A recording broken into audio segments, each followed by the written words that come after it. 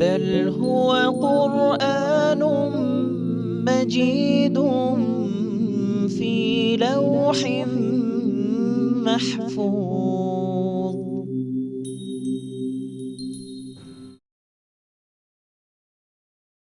بسم الله الرحمن الرحيم.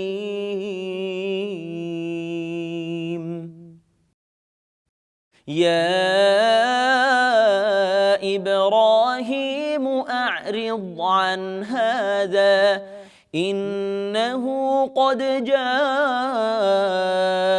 أمر ربك وإنهم آتيهم عذاب غير مردود. ولما جاءت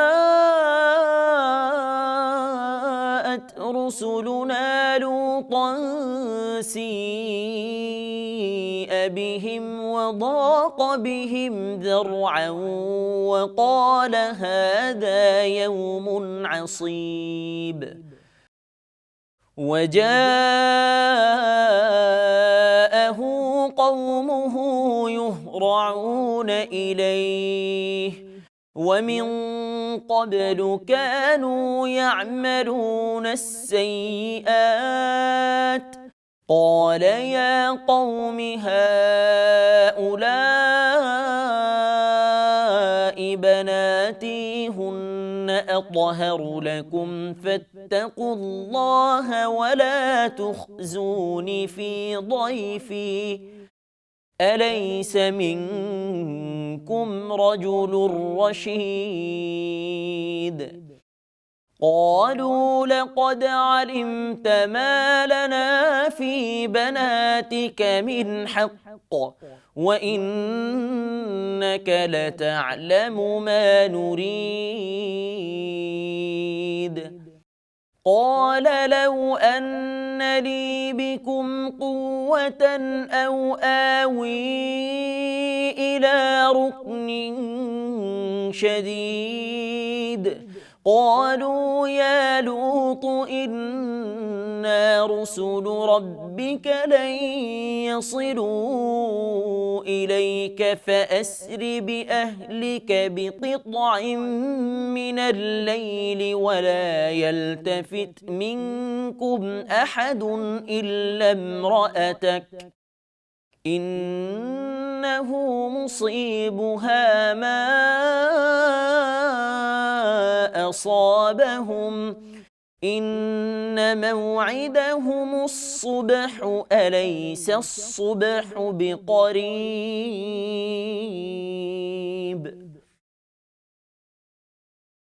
فلما جاء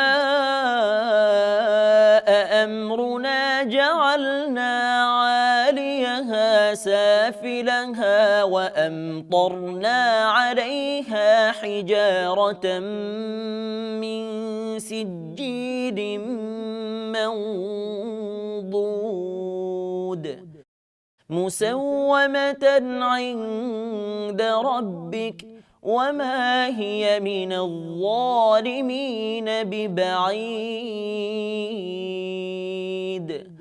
وإلى مدين أخاهم شعيبا قال يا قوم اعبدوا الله ما لكم من إله غيره ولا تنقصوا المكيال والميزان إني أراكم بخير وإني أخاف عليكم عذاب يوم محيط. ويا قوم أوفوا المكيال والميزان بالقسط ولا تبخسوا الناس أشياءهم ولا تعثوا في الأرض مفسدين. بقية الله خير لكم إن كنتم مؤمنين وما أنا عليكم بحفيظ قالوا يا شعيب أصلاتك تأمرك أن نترك ما يعبد آباؤنا أو أن نفعل في أموالنا ما نشاء إنك لأنت الحليم الرشيد قال يا قوم أرأيتم إن كنت على بينة من ربي ورزقني منه رزقا حسنا وما أريد أن أخالفكم إلى ما أنهاكم عنه إن أريد إلا الإصلاح ما استطعت وما توفيقي إلا بالله عليه توكلت وإليه أنيب ويا قوم لا يجرمنكم شقاقي أن يصيبكم مثل ما أصاب قوم نوح أو قوم هود أو قوم صالح وما قوم لوط منكم ببعيد واستغفروا ربكم ثم توبوا إليه إن ربي رحيم ودود صدق الله العظيم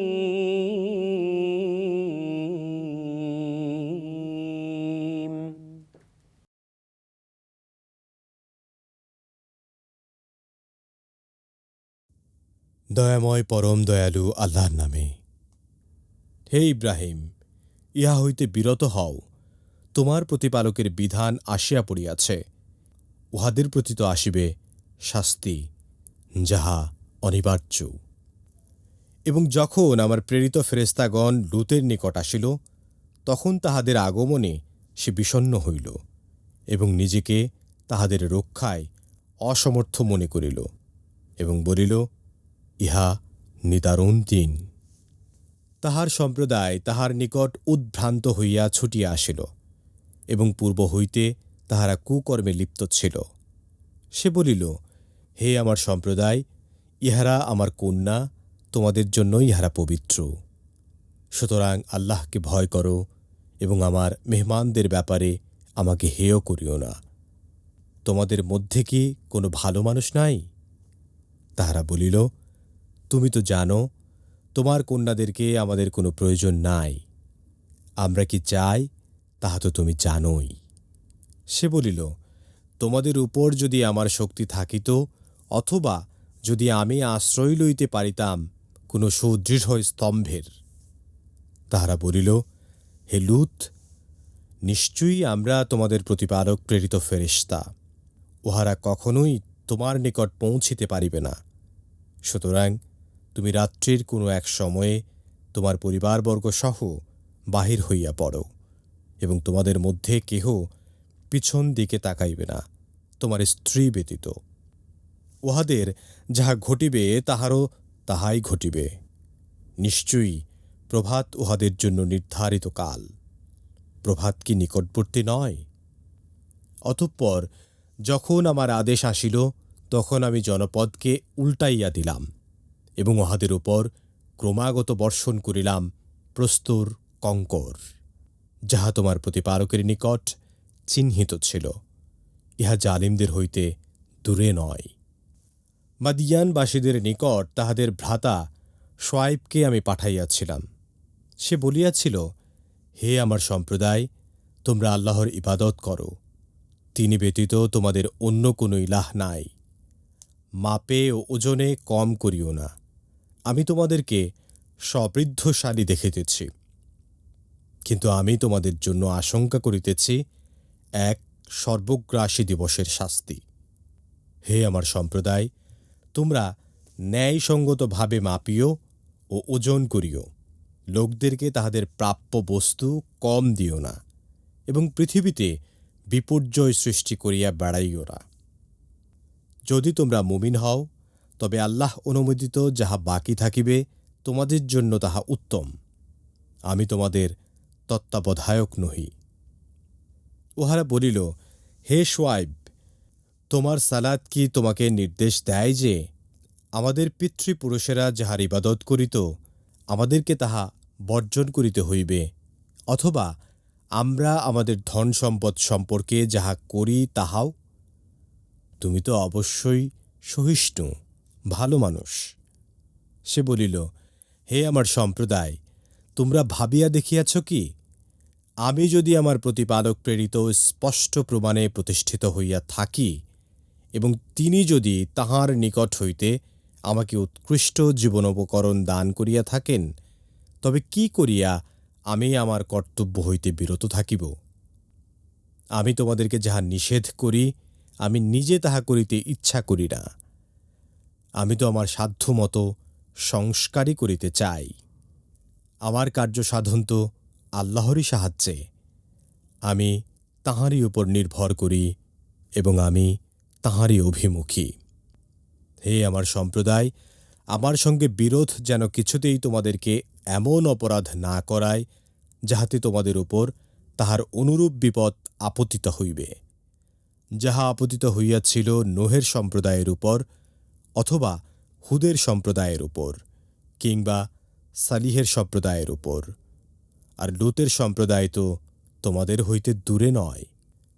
তোমরা তোমাদের প্রতিপালকের নিকট ক্ষমা প্রার্থনা করো এবং তাহার দিকে প্রত্যাবর্তন করো। আমার প্রতিপালক তো পরম দয়ালু, প্রেমময়।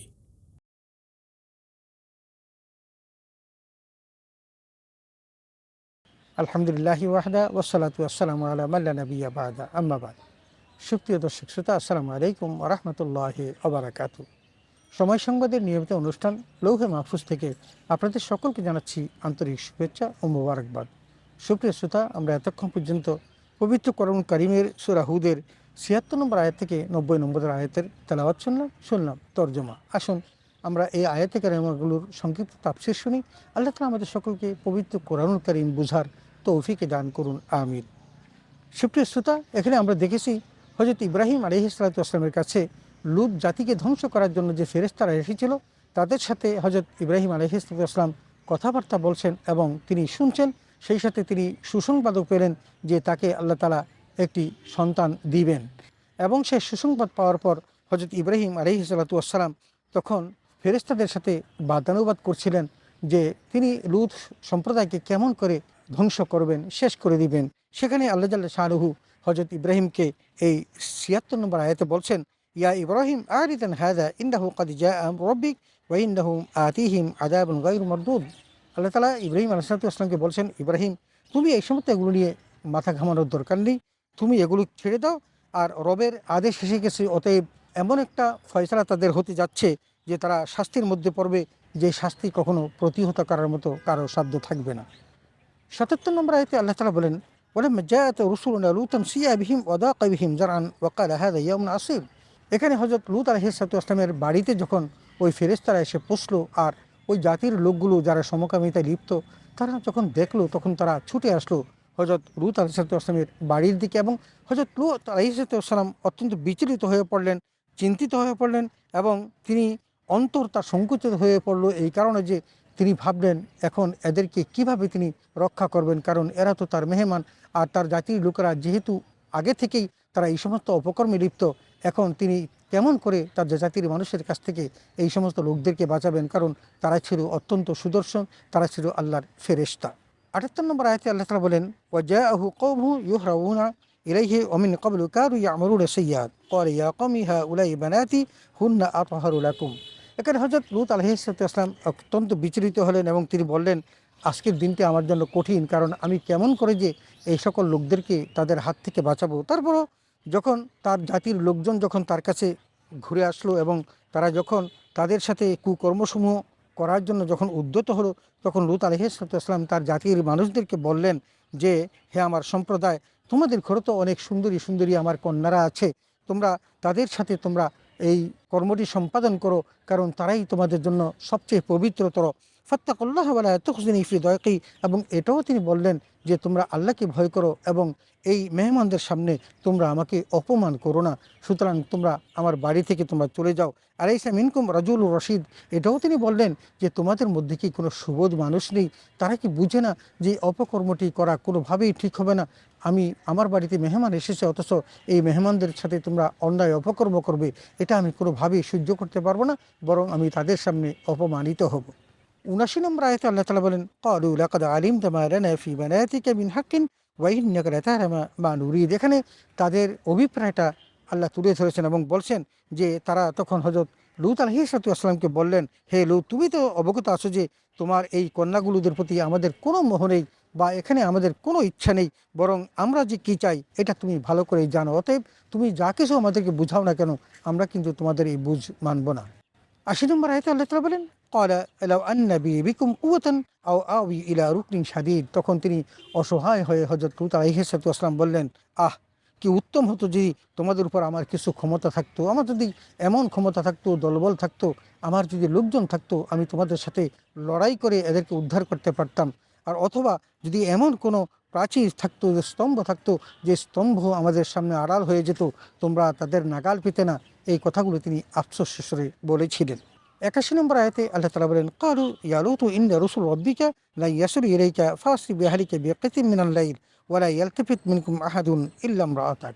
এখানে অত্যন্ত চমৎকারভাবে আল্লাহ তাআলা ওই ফেরেশতাদের কথাগুলো তুলে ধরেছেন এবং ফেরেশতারা আশ্বস্ত করে হযরত লূত আলাইহিসসালামকে বলছিলেন, হে লূত, তুমি চিন্তিত হয়ে না, ইন্না রুসুল রাব্বিকা, যে আমরা হলাম আল্লাহর পক্ষ থেকে বাহক এবং আল্লাহর পক্ষ থেকে সংবাদ বাহনকারী ফেরেশতা। অতএব লা ইয়াসিলু ইলাইকা, তারা কোশ্চিনকালেও তোমার কাছে আসতে পারবে না। ফাসরি বিআহলিকা বিকিতিম মিনাল লাইল, অতএব হে লূত, তুমি একেবারে প্রভাত হওয়ার আগে তোমার এই রাতের একাংশে তোমার পরিবার পরিজনদেরকে নিয়ে তুমি ঘর থেকে বেরিয়ে যাবে। ওয়ালা ইয়ালতাফিত মিনকুম আহাদুন, এবং কাউকেই পিছনে ফিরে তাকাতে দিবে না, কারণ তারা যখন বেরিয়ে যাবে তখন তাদের উপর ধ্বংস নেমে আসবে।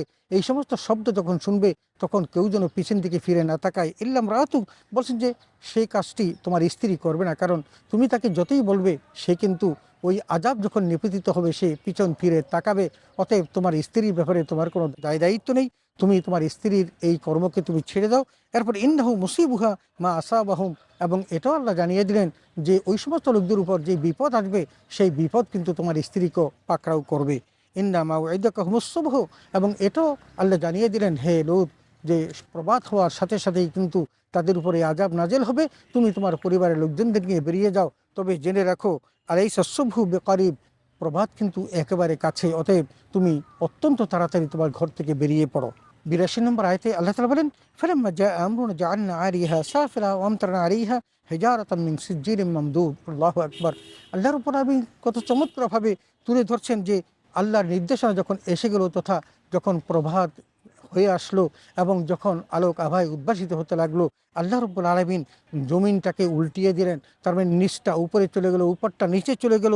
ওয়ামতারনা আলাইহিম হিজারাতাম মিন সিজ্জিলিম মামদুদ, এবং এর উপর ঝামা পাথর বর্ষণ করতে লাগলেন এবং একাধারে তা বর্ষিত হতে লাগলো। তার মানে জাতির মানুষগুলো একবারে ধ্বংস না হওয়া পর্যন্ত আল্লাহ রাব্বুল আলামিন এই আযাব নাজেল করতে লাগলেন।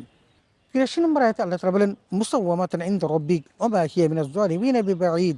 আল্লাহ বললেন যে বিশেষ চিহ্নিত করা ছিল তাদের রবের পক্ষ থেকে যে সমস্ত পাথরগুলো নাজেল হচ্ছিল, এই সমস্ত পাথরগুলো প্রত্যেকটাই ওই মানুষগুলোর নাম লেখা ছিল, যেই পাথর যার গায়ে পড়বে তার উপরে গিয়ে সে পাথর পড়েছিল।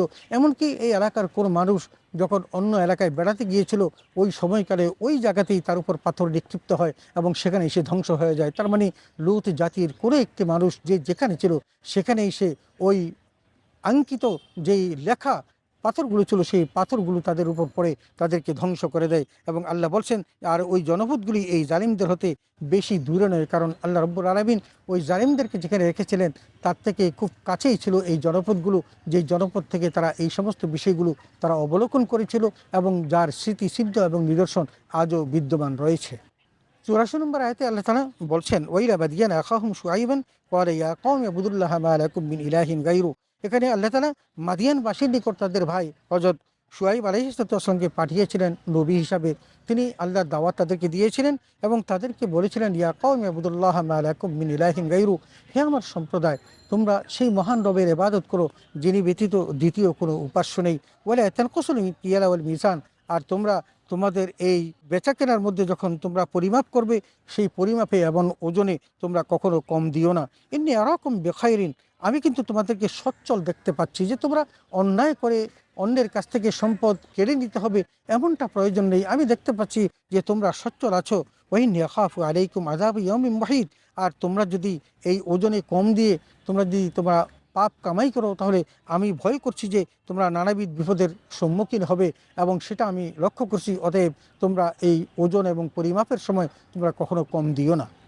85 নম্বর আয়াতে আল্লাহ তাআলা বলেন ওয়া কওমি আউফুল মিকিয়ালা ওয়াল মিজানা বিল কিসত। এখানে হযরত শুআইব আলাইহিস সালাম তার জাতিকে যে দাওয়াত দিয়েছিলেন এবং যে কথাগুলো বলেছিলেন সেটা হলো এই যে আউফুল মিকিয়ালা ওয়াল মিজানা বিল কিসতে, তোমরা যখন ওজন করবে এবং পরিমাপ করবে তখন তোমরা পুরোপুরি সম্পন্ন করবে। তোমরা দেওয়ার সময় কম দিবে, নেওয়ার সময় বেশি নিবে, এই কাজটি করবে না। ওয়ালা তাবখুসুন নাস আশিয়াআহুম ওয়ালা তা'সাউ ফিল আরদি মুফসিদিন বলছেন যে এবং লোকদেরকে তাদের দ্রব্য দিতে কম করো না আর ভূপৃষ্ঠে ফাসাদ সৃষ্টি করো না, মানুষের উপর জুলুম করো না, জুলুম করে কাউকে ঠকাইও না, এই কাজটি তোমরা কখনো করো না। এই দাওয়াতগুলো হযরত শুআইব আলাইহিস সালাম তার জাতিকে দিয়েছিলেন। 86 নম্বর আয়াতে আল্লাহ তাআলা বলেন বাকিয়াতুল্লাহি খায়রুল লাকুম ইন কুনতুম মুমিনিন বলছেন আল্লাহ প্রদত্ত যা অবশিষ্ট থাকে তাই তোমাদের জন্য অতি উত্তম যদি তোমাদের বিশ্বাস হয়। কারণ তোমাদের যদি বিশ্বাস হয় তাহলে তোমরা বুঝবে আল্লাহ তোমাদের জন্য যা বরাদ্দ রেখেছেন এটাই তোমাদের জন্য উত্তম। অন্যকে ঠকিয়ে জুলুম করে তোমাদের কোনো সম্পদ নিতে হবে না। ওমা আনা আলাইকুম বিহাফিজ, আর এটাও বললেন যে আর আমি তোমাদের পাহারাদার নই যে তোমরা অন্যায় করবে আমি তোমাদেরকে পাহারা দিয়ে রাখবো, এমনটি নয়। 87 নম্বর আয়াতে আল্লাহ বলেন ক্বালু ইয়া শুআইবু আসসালাতুকা তা'মুরুকা আন নাতরুকা মা ইয়াবুদু আবাউনা আও আন নাফআলা মিন আমওয়ালিনা মা নাশাউ ইন্নাকা লাআনতাল হালিমুর রশিদ। এখানে তার জাতির লোকগুলো তার এই কথার উত্তরে যা বলেছিল সেটাই আল্লাহ তাআলা তুলে ধরেছেন এবং বলেছেন, তারা বলল হে শুআইব তোমার ধর্মনিষ্ঠা কি তোমাকে এই শিক্ষা দিচ্ছে যে আমরা ওই সব উপাস্য বর্জন করি যাদের উপাসনা আমাদের বাপদাদারা করেছিল? তোমার কথাই তো মনে হচ্ছে আমার বাপদাদারা যে সকল দেবদেবীর পূজা করেছিল আমরা সেগুলো একেবারেই ছেড়ে দেই, অথবা এটা বর্জন করতে বলো যে আমরা নিজেদের মালে নিজেদের ইচ্ছানুসারে ব্যবস্থা অবলম্বন করি, আমাদের সম্পদ আমরা দেওয়ার সময় কম দিব, নেওয়ার সময় বেশি নিব, এই কাজটা যেন আমরা না করি। তুমি কি এমনটাই চাচ্ছ? বাস্তবিক তুমি হচ্ছে বড় সহিষ্ণু এবং সদাচারী, তুমি তো ভালোই জানি, কিন্তু তোমার যে কথাবার্তা এই সমস্ত কথাবার্তা আমাদের মোটেই ভালো লাগে না। 88 নম্বর আয়াতে আল্লাহ তাআলা বলেন ক্বালা ইয়া কওমি আরাইতুম ইন কুনতু আলা বায়্যিনাতিন মির রাব্বি ওয়া রাযাকানি মিনহু রিজকান হাসানা ওয়া মা উরিদু আন আখালিফাকা ইলা মা আনহাকুম আনহু। এখানে বড় একটি আয়াতের মধ্যে হযরত শুআইব আলাইহিস সালাম বললেন হে আমার কওম, আচ্ছা বলো তো যদি আমি আমার রবের পক্ষ থেকে প্রমাণের উপর প্রতিষ্ঠিত থাকি, আল্লাহ যদি আমাকে সুস্পষ্ট প্রমাণ দিয়ে তোমাদের কাছে পাঠিয়ে থাকেন এবং তিনি আমাকে নিজ সন্নিধান হতে আমাকে যে উত্তম সম্পদ দিয়েছেন, আমাকে নবুয়তি দিয়েছেন, তাহলে আমি কি রূপে প্রচার না করে পারি এবং এই কথাগুলো না বলে কি আমি পারি বলো তো? আর আমি এটা চাই না যে আমি তোমাদের বিপরীত সেই সব কাজ করি যা হতে তোমাদেরকে নিষেধ করছি, এবং এটাও তো আমি করতে পারি না। তোমাদেরকে যে কাজ করতে আমি নিষেধ করছি সেটা আবার আমি নিজে করব, এটাও তো আমার দ্বারা সম্ভব না।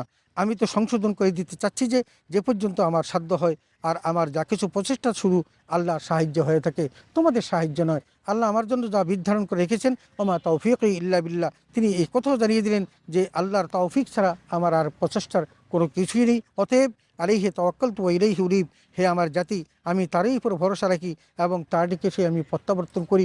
অতএব তোমরা আমাকে যেভাবেই বলো না কেন আর আমাকে যেভাবেই তোমরা শাসাও না কেন, আমি কিন্তু এই দায়িত্ব থেকে কখনো নিষ্কৃতি নেব না এবং এই দায়িত্ব পালন থেকে আমি কখনো পিছপা হব না।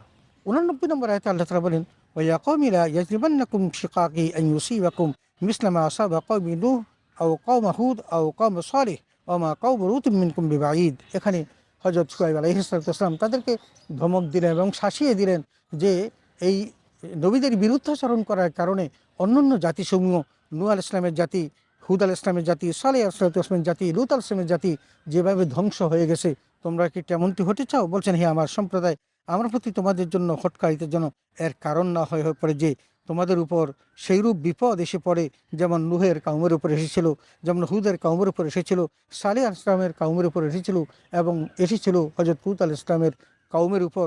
এবং তারা তোমাদের চেয়ে বেশি দূরে নয়, তোমরা তো জানো যে তাদের উপর কি ভীষণ আযাব এসেছিল।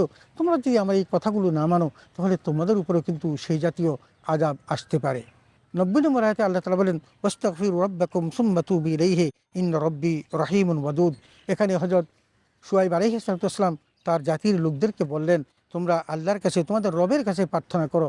তোমরা যে অন্যায় কাজ ইতিমধ্যে করে ফেলেছো, মানুষকে কম দিয়েছো ওজনে পরিমাপে, সেটার জন্য তোমরা আল্লাহর কাছে তওবা করো, ক্ষমা চাও, সুম্মা তুবু ইলাইহি, এবং তার কাছে তোমরা যদি ফিরে আসতে চাও, আল্লাহ নিশ্চয়ই তোমাদেরকে এই অপকর্ম থেকে নিষ্কৃতি দিবেন এবং তোমাদেরকে আবার নতুন করে ফিরে আসার সুযোগও করে দিবেন। ইন্না রব্বি রাহিমুন ওয়াদুদ, কারণ নিশ্চয়ই আমার রব পরম দয়ালু এবং মেহেরবান, তিনি মেহেরবানি করবেন এবং তোমাদের অতীতের গুনাহ মাফ করে দিবেন, তোমাদেরকে আবার কোর্ডিয়ালি রিসিভ করবেন। সুপ্রিয় শ্রোতা, আমরা পবিত্র কোরআন কারীমের সূরা হুদের ৭৬ নম্বর আয়াত থেকে ৯০ নম্বর আয়াতের তেলাওয়াত শুনলাম তরজমা এবং তাফসীর। এখানে আমরা দুজন নবীর তাদের উম্মতের উপর যে শাস্তি এসেছিল সেগুলো আমরা প্রত্যক্ষ করেছি এবং দেখেছি যে লূত আলাইহিস সালামের জাতি সমকামিতায় লিপ্ত হওয়ার কারণে আল্লাহ রাব্বুল আলামিন কীভাবে সেই জাতিটিকে ধ্বংস করে দিয়েছিলেন। এবং পরবর্তীতে আমরা দেখি যে সালেহ আলাইহিস সালাম তার জাতিকে যে সুন্দর বার্তাটি দিয়েছিলেন যে ওজনে পরিমাপে কম না দেওয়ার জন্য, তারা সেখানে যে কাজটি করেছিল তার কথা শুনতে চাননি এবং তিনি তাদেরকে একথাও বলতে শাসিয়েছিলেন যে পূর্ববর্তী জাতিসমূহ যেভাবে ধ্বংস হয়েছে, তোমরা যদি আমার কথা না মানো তাহলে তোমাদের উপর সে ধ্বংসলীলা অব্যাহত থাকবে। এবং তোমাদের কাছ থেকে তো সেই জাতিগুলো বহু দূরে নয়, সেই হুদ আলাইহিস সালামের জাতি, দাউদ আলাইহিস সালামের জাতি এবং সালেহ আলাইহিস সালামের জাতি, লূত আলাইহিস সালামের জাতি, তাদের উপর যে আযাব এসেছে। সুতরাং সেখান থেকে যদি তোমরা বাঁচতে চাও, তাহলে আল্লাহর কাছে তোমার ক্ষমা প্রার্থনা করো এবং ফিরে আসার চেষ্টা করো, আল্লাহ তোমাদের প্রতি মেহেরবানি করবেন। সুপ্রিয় শ্রোতা, আসুন আমরা পবিত্র কোরআনুল কারীম বুঝি এবং তদনুযায়ী জীবনটাকে গঠন করার চেষ্টা করি। আল্লাহ তাআলা আমাদের সকলকে বুঝার এবং আমল করার তৌফিক দান করুন, আমিন। ওয়া আখিরু দাওয়ানা আলহামদুলিল্লাহি রাব্বিল আলামিন। আসসালামু আলাইকুম ওয়া রাহমাতুল্লাহি ওয়া বারাকাতুহু।